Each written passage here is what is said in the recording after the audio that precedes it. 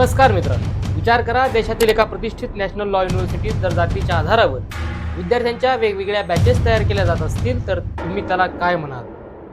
ही कोणतीही अफवा नाही, तर नागपूरच्या महाराष्ट्र नॅशनल लॉ युनिव्हर्सिटी म्हणजेच MNLU मध्ये PhD प्रवेशावरून एक असाच धक्कादायक प्रकार समोर आलाय.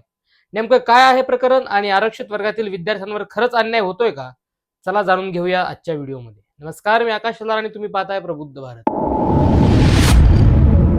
शैक्षणिक वर्ष 2025-26च्या PhD प्रवेश प्रक्रियेत आरक्षण नियमांचं सर्रास उल्लंघन झाल्याचा गंभीर आरोप MNLU प्रशासनावर होत आहे.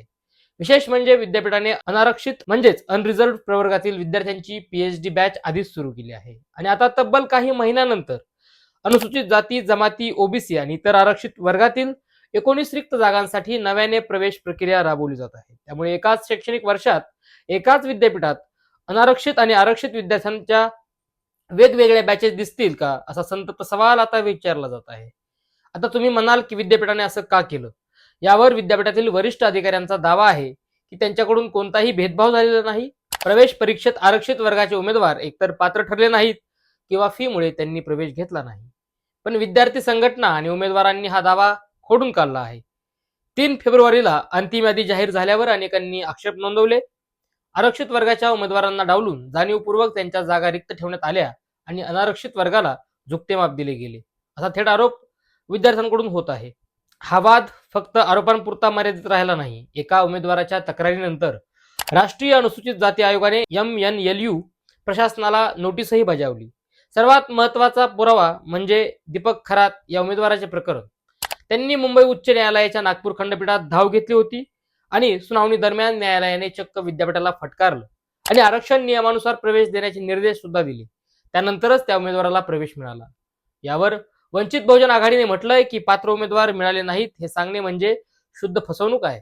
आता या प्रकरणात राजकीय वातावरण सुद्धा तापू लागले. प्रवेश प्रक्रियेत आरक्षण डावलणाऱ्या या आरक्षण विरोधी राष्ट्रीय विधी विद्यापीठ प्रशासनावर तात्काळ कारवाई करा, अशी आक्रमक मागणी आता वंचित बहुजन आघाडीने केली. तर आता पुढे काय? वाढत्या दबावानंतर विद्यापीठाने आता विशेष मागास प्रवर्ग, ओबीसी आणि SEBC प्रवर्गातील 19 रिक्त जागांसाठी पुन्हा ऑनलाईन अर्ज मागवले आहेत आणि येत्या 19 जुलैला यासाठी अखिल भारतीय प्रवेश परीक्षा घेतली जाणार आहे.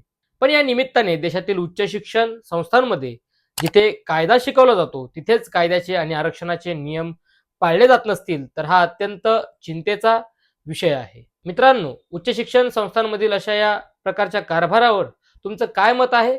आरक्षित जागा जाणीवपूर्वक रिक्त ठेवल्या जातात का?